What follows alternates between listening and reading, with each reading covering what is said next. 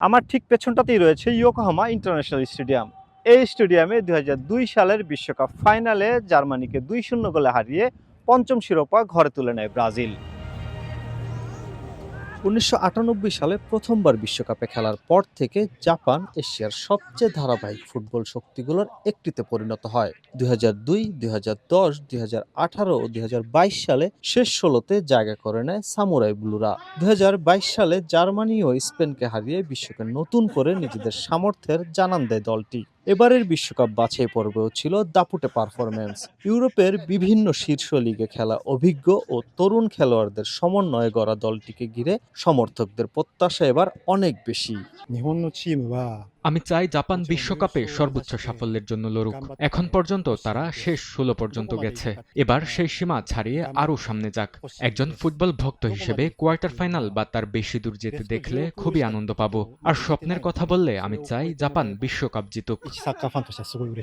Live বয় কিনে call দাও toll free নম্বরে আর এক নিঃশ্বাসে গোল বলে জিতে নাও ফিফা বিশ্বকাপ ২০২৬ এক্সক্লুসিভ পুরস্কার। আমি চাই জাপান বিশ্বকাপে সর্বোচ্চ সাফল্যের জন্য লড়ুক। এখন পর্যন্ত তারা শেষ ১৬ পর্যন্ত গেছে। বিশ্বকাপের আগে জাপান দলের প্রস্তুতি ম্যাচ দেখতে গিয়েছিলাম। খেলোয়াড়দের অনুশীলন দেখে খুব ভালো লেগেছে। আমি চাই জাপান এবার অনেক দূর যাক।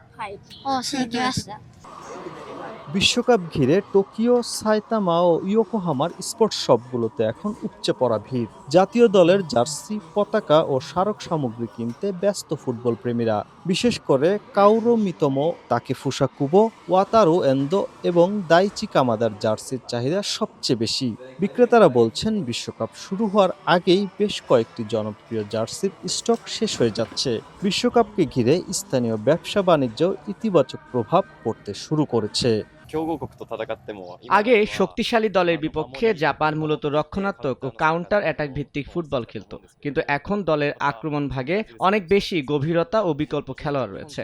ফলে নিজেদের বল দখলে রেখেও আক্রমণ করতে পারে। তাই এবারের বিশ্বকাপ নিয়ে আমার অনেক আশা আছে।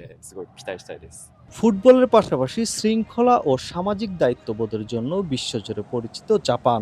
রাশিয়া ও কাতার বিশ্বকাপে ম্যাচ শেষে গ্যালারির আবর্জনা পরিষ্কার করে কোটি মানুষের প্রশংসা কুড়িয়েছিলেন জাপানি সমর্থকেরা। বাংলাদেশ বিশ্বকাপে না থাকলেও জাপানে বসবাসরত অনেক বাংলাদেশি এবার সামুরাই ব্লুদের সমর্থন করছেন। তাদের মতে জাপানিদের কঠোর পরিশ্রম, শৃঙ্খলা এবং শেষ মুহূর্ত পর্যন্ত লড়ে যাওয়ার মানসিকতা অনুপ্রেরণার উৎস।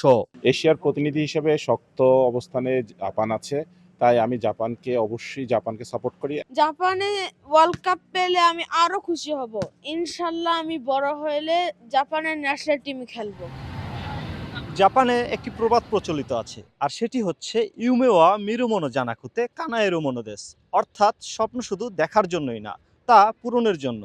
আর জাপানিরা বিশ্বাস করে ২০২৬ বিশ্বকাপের মঞ্চে সেই স্বপ্ন পূরণের লক্ষ্যেই মাঠে নামবে জাপান। জাপান থেকে মোহাম্মদ শাকিল মাহমুদ, সময় সংবাদ।